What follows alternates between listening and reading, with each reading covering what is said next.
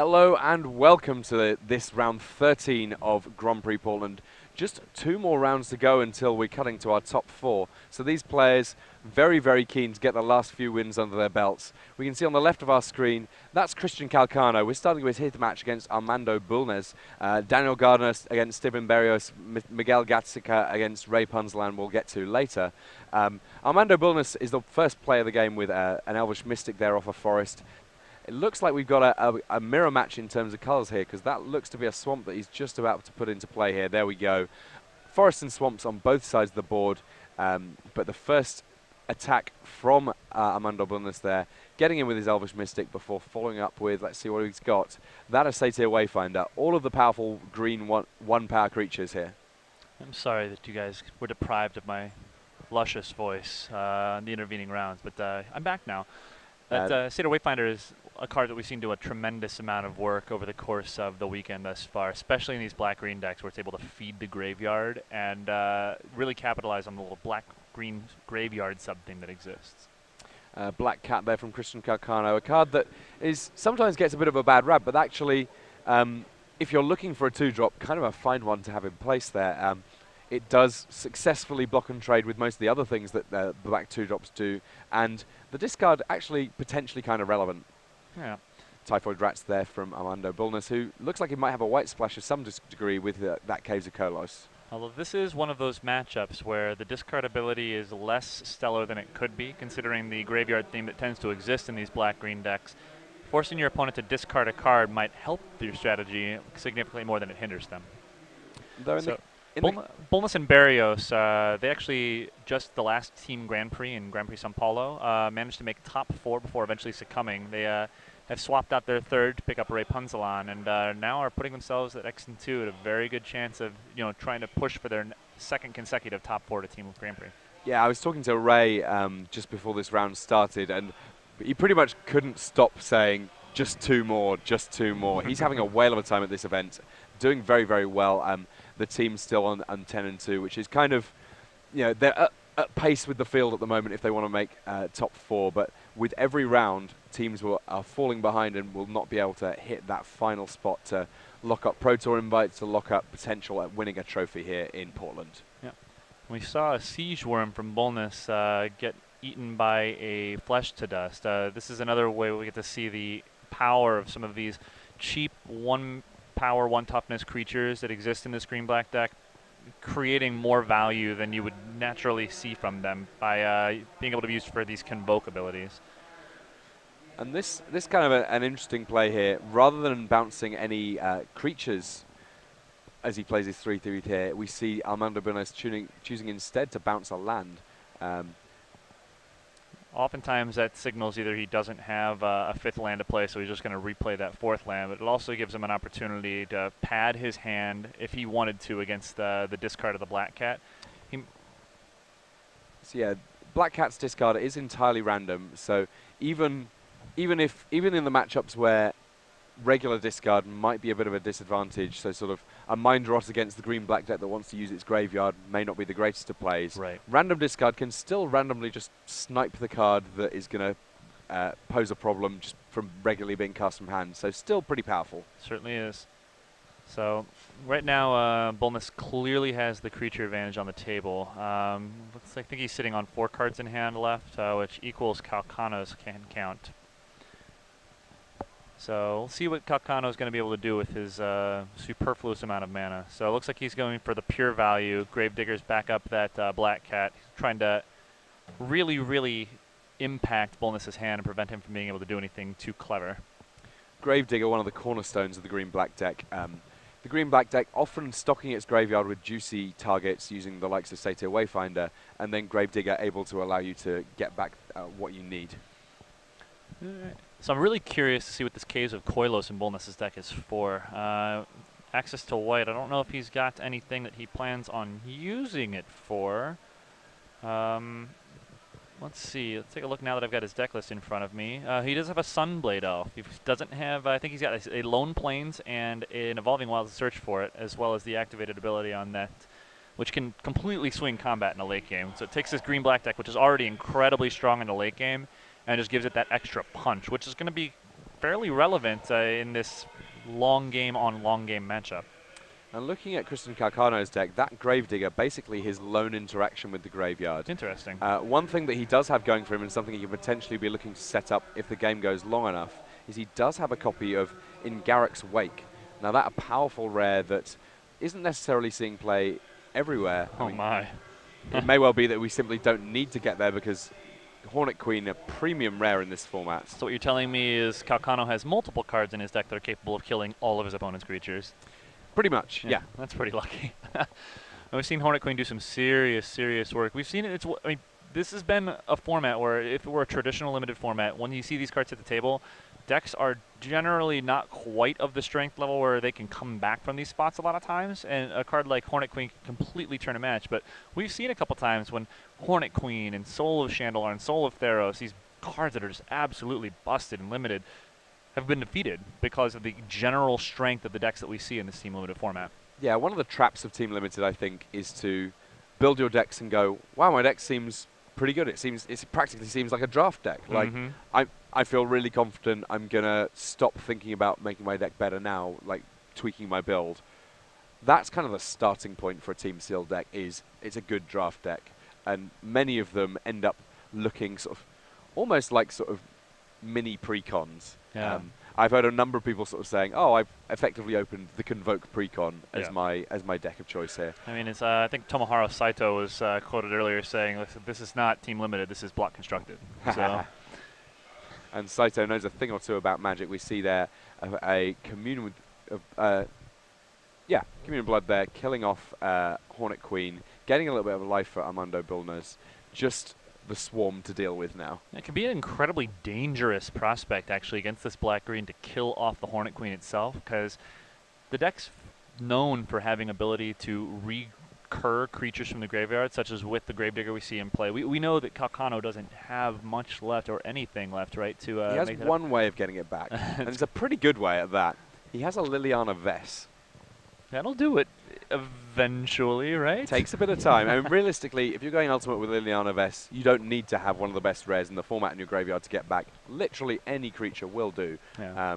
Because you're also getting back all the creatures in your opponent's graveyard. Oh, and speak of her, and she shall arrive. Liliana Vess immediately ticks up to 6 and knocks out one of the 2 cards remaining in Bulnes' hand. Really doesn't take that long to get Liliana Vess up to ultimate range. It really doesn't. She effectively starts off on 6 loyalty if you want her to. Just a few turns later, she can say, right, let's play a new game of Magic, the game where I have all of the creatures that have died thus far, plus all the creatures I had in play anyway. How do you feel about that? It's been really interesting. So a few of the pros that I've talked to have mentioned that Planeswalkers just aren't as strong in this Team Limited format as they are in traditional Limited, simply because of the fact that opponents have so many more ways to deal with it. But Liliana is the one that I've heard the most consistent number of good, positive stories from. I know we talked earlier about David Ochoa, who went Ultimate 6 times with Liliana over the course of the day.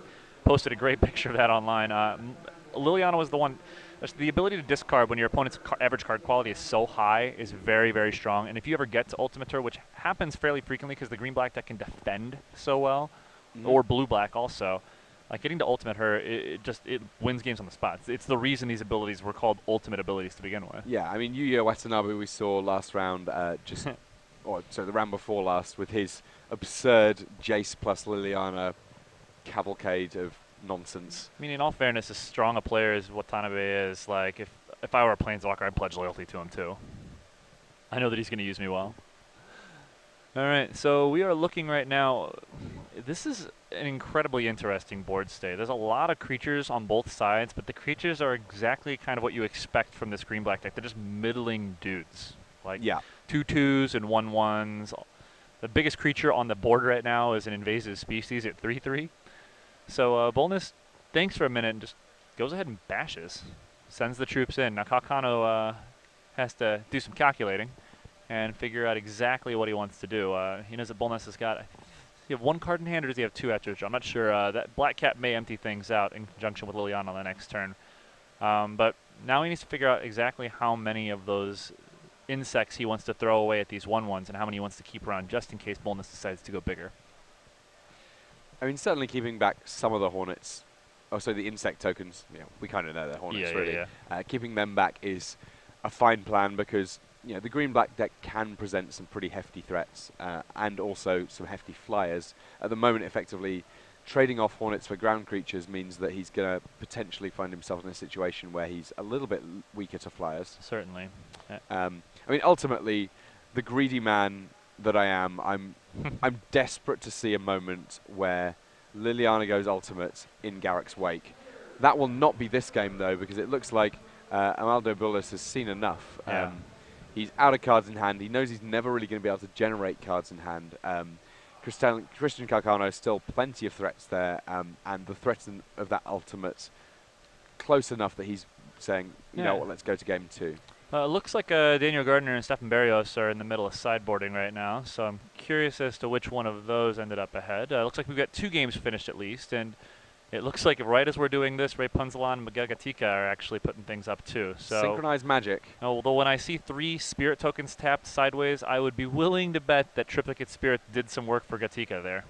I mean, we know that Christian Calcano won his game, so it sounds to me like it may be that the team on the left of our screen here currently just a little bit ahead. But the way that these matches go, firstly, you know, any one match just being a game up, you know, it doesn't spell that all things being over, but also you need to win 2 out of 3 matches here. Yeah, and that's one of the things about Team Limited that's great is no matter what, you've got 2 people who have your back. If things don't go your way and you get matched up against a deck that's really hard for you to beat, which can happen in this format, you got 2 other matches that can potentially go your way. It's also one of the reasons that we have so much magic to watch in these rounds, is just that we have 3 full matches going on simultaneously, and considering the teams want to communicate between each other, because you obviously want to ask help in situations when you need it.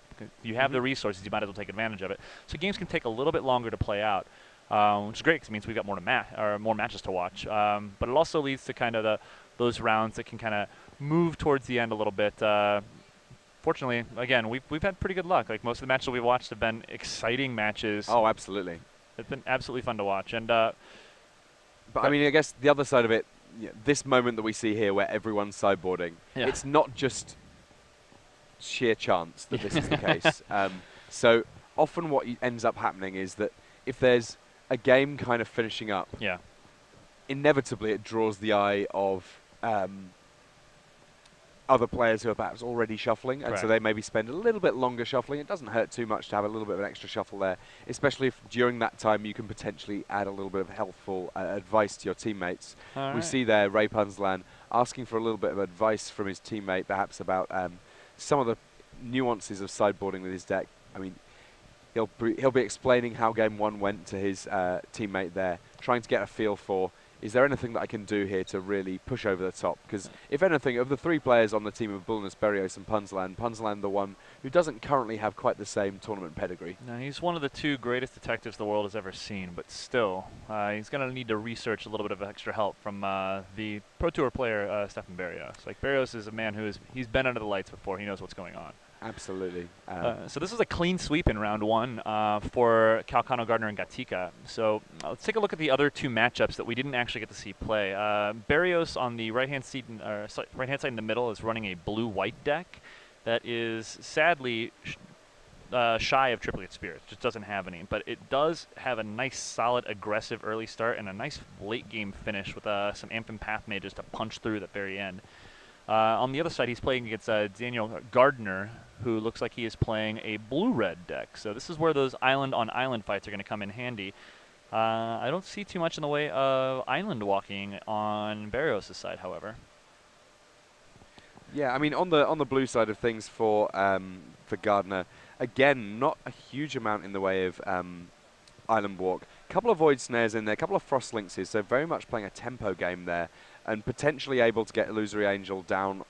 I mean, let's say turn 4. Realistically, turn 3 is not going to happen. There's no Ornithopters going on there. Right. But 3 Generator Servants means that, in principle, Daniel Gardner can accelerate into something pretty special. But where in some cases we've seen acceleration into the likes of Siege Dragon or similar, struggling to find any real bombs in this deck. This very much a nickel and dimey type deck from Daniel Gardner, just sort of trying to get through for points where he can and potentially just sort of maybe finish things off with a Lava Axe. All right, well, it looks like we're going to actually get to take a peek in at this match here. Starting off, as you see on the left, with Daniel Gardner and his blue-red deck, and on the right, Stephen Berrios with his blue-white deck. Berrios gets on the play first with a 3-2 River Marshal, and there's the Generator Serpent that we were just talking about coming out of Gardner's deck. So looking in his hand, looks like Berrios has a Coral Berry that he brought in out of the sideboard to Island Walk across for an extra point of damage every single turn. Very smart sideboarding decision. I mean, it's a card that's being main decked in a large proportion of the blue-white decks, and I think really a testament to the quality of a lot of the decks that you can say, well, I'm just going to sit this Coral Barrier in the sideboard, because it is a great card. Oh, certainly. And you can tell how aggressively minded Berrios' deck actually is in the first game, simply because of the number of cards that he's opted to leave in his sideboard. Initially, he has a Research Assistant sitting in his sideboard, which is one of those cards that we saw as a 1/3 for 2. It's just an incredibly good defensive creature at those longer game decks. He's also sitting the Stormtide Leviathan that we've seen, you know, has the potential to just absolutely crush an opponent. And I would not be surprised if he actually brought in like the Research Assistant and possibly even that Stormtide Leviathan against this blue opponent who happens to have a reasonable number of 1 toughness creatures. And we see here Krenko's Enforcer. That was functionally unblockable right now, but as soon as that Dauntless River Marshal gets just 1 more mana available, it will be able to potentially tap it down if Stephen Berrios so wishes. And I do believe I see a Constricting Sliver in Berrios' hand as well. But this is interesting. It doesn't look like he has a 4th mana, unfortunately. So Berrios is going to be playing from behind at this point. I mean, he does have a 1/1 Island Walker, and there we see the peril of 1 toughness creature in this format. The Forge Devil is just doing some incredible work taking out the Geist of the Moors. So, if anything, a kind of low-powered nickel and dimey game from Daniel Gardner here, but one that seems to be relatively effective. And when you're drawing extra cards with Divination, just having lots of things to do, busy work, is actually pretty good work. Oh, certainly. Like, as long as the card quality of both decks is roughly the same, being able to nickel and dime and edge your opponent, like we see Gardner doing thus far, it's a great way to make sure that you are able to stay ahead over the course of the game. The problem is it gets a little rough when you start to run into that later game and the more powerful cards come out to play. As long as you've gotten yourself, kept yourself relatively close, your bombs are going to make a big difference. And Berrios certainly does have bombs in spades. He's got Najani Steadfast in his deck to go along with a Resolute Archangel. So he's got this early damage eventually probably won't matter too much. So a negate here on Inferno Fist, that meaning that the intimidating creature, not quite as scary, and equally that there's not a removal spell for Dauntless River Marshal. Frostlinks, though, will mean that the Coral Barrier, unable to block being tapped down, it's not going to untap next turn. And Generator Servant coming in with Krenko's Enforcer, because I'm very confident Daniel Gardner would be super happy about getting a trade for this Generator Servant for the River Marshal at the other side of the table, because we actually know that there's not necessarily a big finish with that Generator Servant. All right, and Berrios has opted to go ahead and trade that away. It's a play I like, considering he's got the Constricting Sliver in his hand to make sure that eventually he can get rid of that Krenko's Enforcer. He's just, oh man, that's kind of another rough little beat there. With only 1 island in play, he draws a 3-drop, but the Wall of Frost requires double blue to actually cast. So that Wall of Frost, I mean, it's not going to block the, there we see the Research Assistant out of the board as expected. He's still got to deal with that Krenko's Enforcer, and not drawing lands is really, really rough. We see the Void Snare as a nice tempo play. 1 mana pushes the Research System back to Berrios' hand. So, I mean, if things continue along this path, we see a 4th land finally from Berrios. See if that helps him get back into the game at all. But still not an island, so the Glacial Wall's still not going to help him. I mean, he would love to have just a gigantic blocker that's going to survive everything that Daniel Gardner can throw at it. True, although at this point it's a little bit less important that the Glacial Wall come out, considering his creatures play defense very well against the creatures that he can actually block. So the Glacial Wall, less important since it can't really deal with that Krenko's Enforcer. So a point here, a point there, though. It's adding up for Daniel Gardner as he attacks through on Stephen Berrios. And of course, the entire team of Calcano, Gardner and Gatica, they did win their game 1s, so they're in a great position of knowing that between the 3 matches going on, they need to win 2 more games to stay live for a top 4 finish this weekend.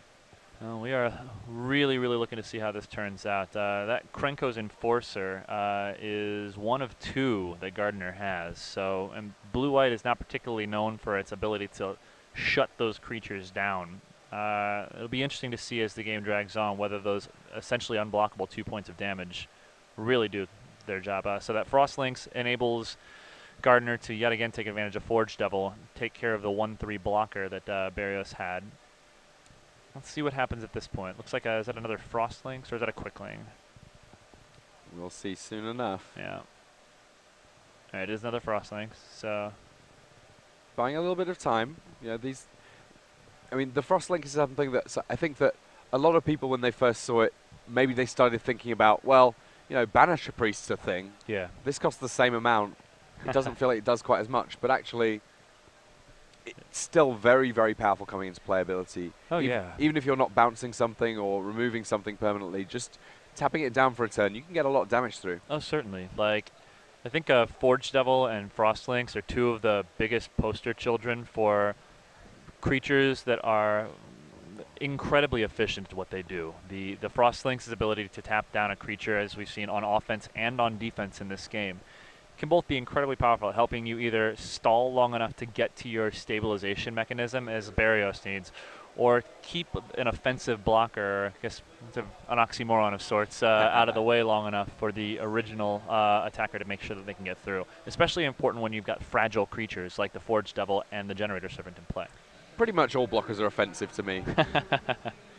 But we see here Berrios gets to make another token, and we'll try and get another one of them on the board for you shortly enough. That was a Quickling to return the Coral Barrier and then replay the Coral Barrier. So now he's got himself, I mean, that Island Walker has done some work. It's the reason that Berrios brought it in. Like, the 1/3 Coral Barrier on its own is very good against these 1 toughness creatures we see from Gardner, and you can't discount the impact of unblockable damage. Like, we've seen it do work for both players this game.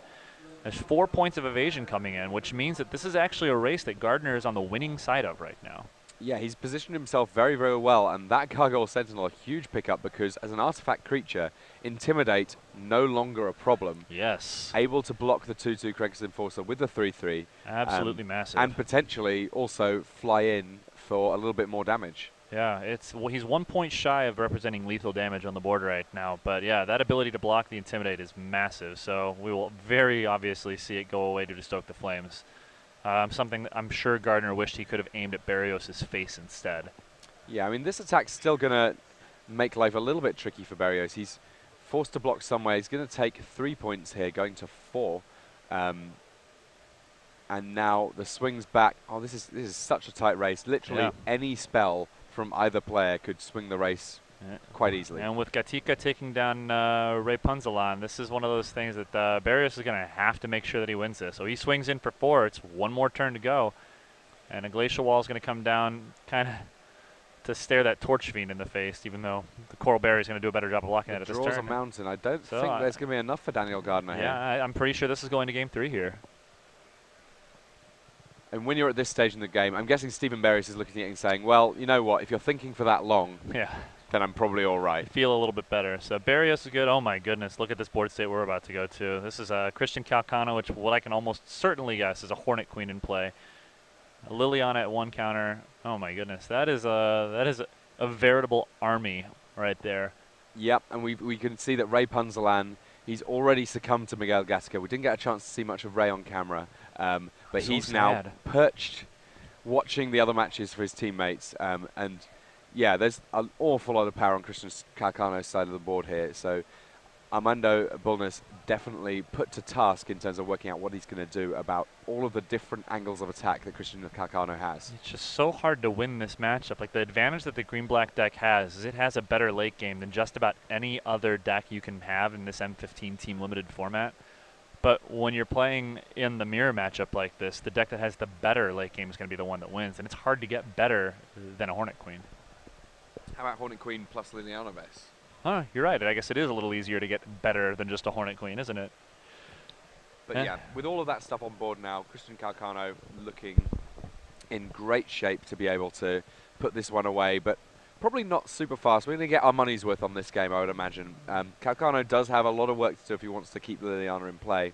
Currently on just 1 loyalty, and there's going to be a lot of upticks to finally finish it off. And there we see a Festa Gloom from Armando Bulnes dealing with all of those insect tokens.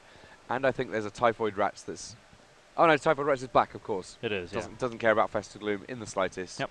But now that it's just a 2-2 flying Death Toucher, much less of a concern for Armando Bulnes. And he's still got plenty of life. I mean, they both have.